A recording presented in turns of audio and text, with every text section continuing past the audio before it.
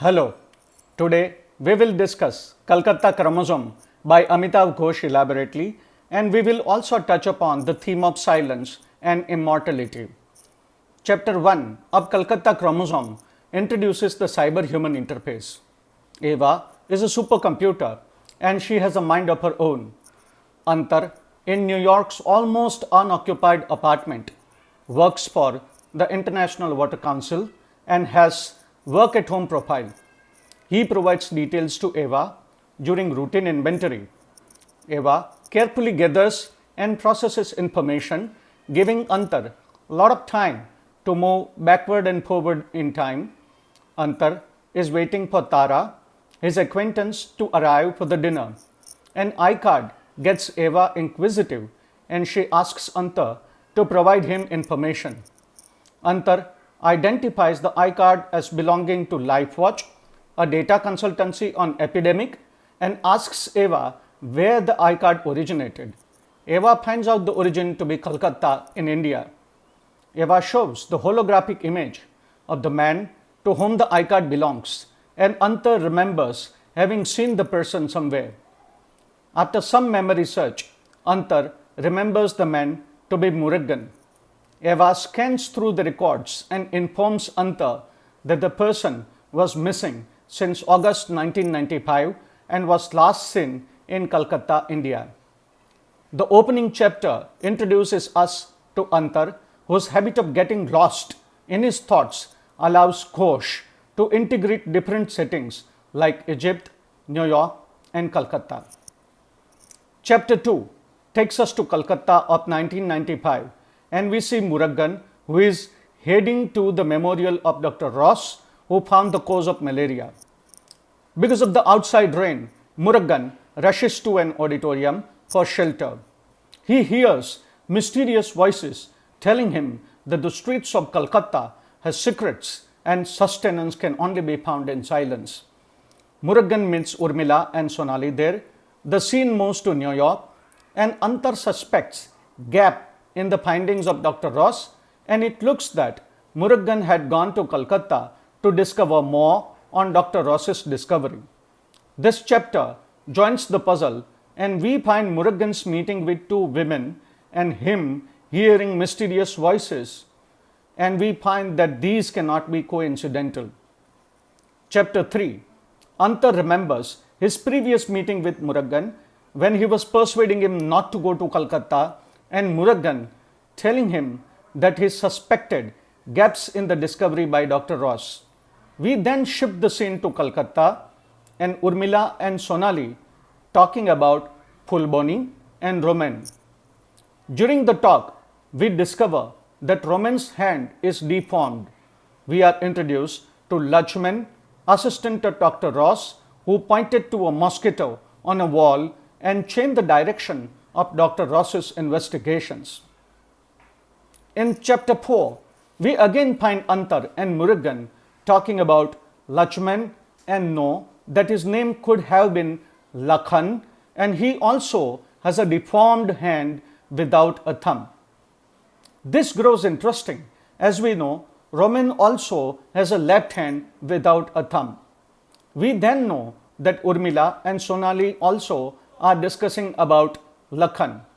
We find Murugan telling Antar that some people wanted Dr. Ross to work on a mutation of parasite, but they preferred not to tell him explicitly, but instead provided him hints.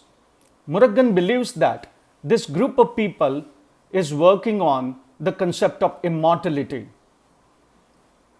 In chapter 5, we find Antar remembering messages left to him by Murugan long back.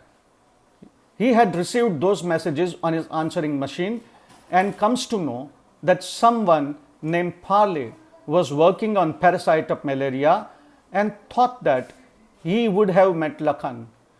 We see Murugan watching Fulboni on television, addressing a lady and appealing to her not to forget him and take him along.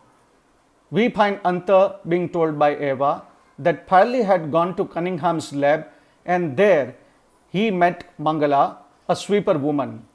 Mangala showed Parley evidences of parasites of malaria, and she gave him slides with the blood of infected pigeon she had killed and parley, living with an assistant boy who worked with Mangala. In chapter 6, we see Muruggan being experimented upon in his dream.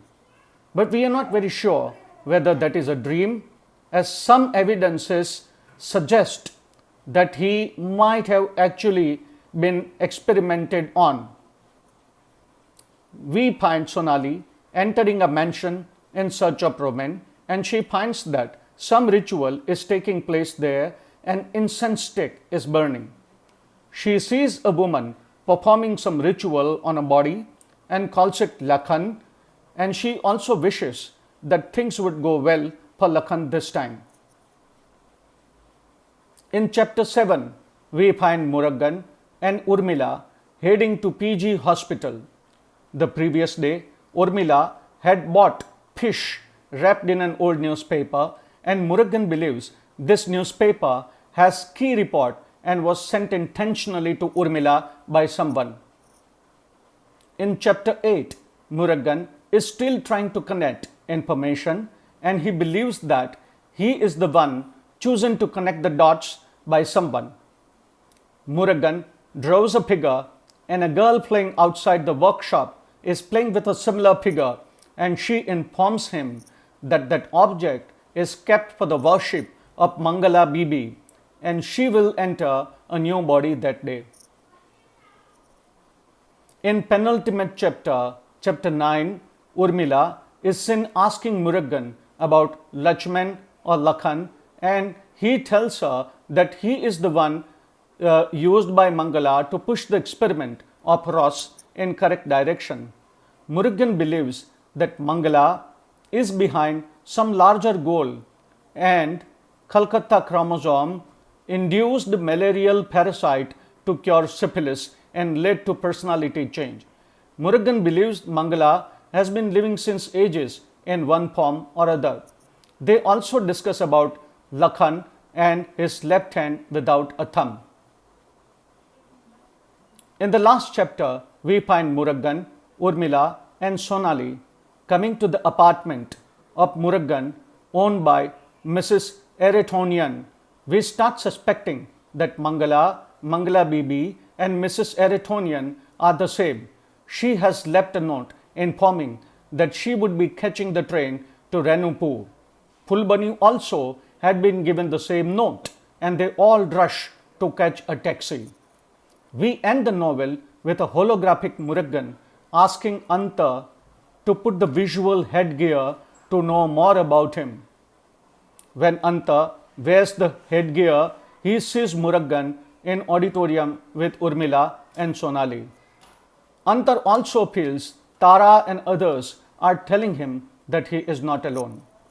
The novel is very complicated as it keeps on moving forward and backward in time and in setting. Mangala and Lakhan seem to keep changing names, and all other characters are used to aid their larger goals. The novel brings silence as the central theme and communicates that to spell out something is to end it. Hindu scriptures also believe that in silence, Guru teaches and the Shishya learns in silence. Gurustu monam vyakhyanam shishyastu chinna sanshaya.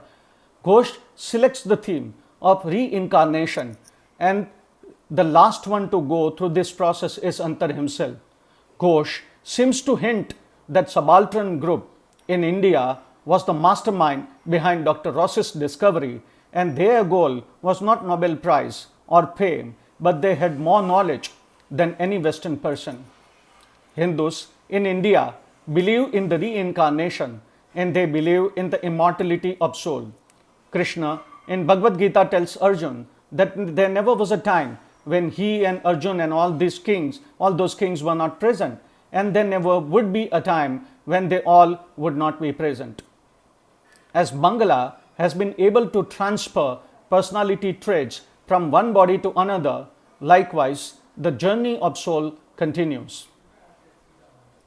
The novel seems to hint that Western knowledge, symbolized by the supercomputer Eva is not as powerful as the practice of silence adopted by the Indian subalterns. Also, the fact that soul remains important and Mangala and Lakhan have been existing with different name challenges the Western notion of individualism. While it does this, the novel also abolishes the social and racial hierarchy. The supposed rulers or the superiors find themselves in marginal role. Mangala is not only a subaltern, being an Indian asserting supremacy over the colonial pride, but she also is from the lower caste, which again breaks another hierarchy within the social setup. And to complete this, she also is a woman. The novel is important as it debunks the Western superiority and intellectuality. Thank you.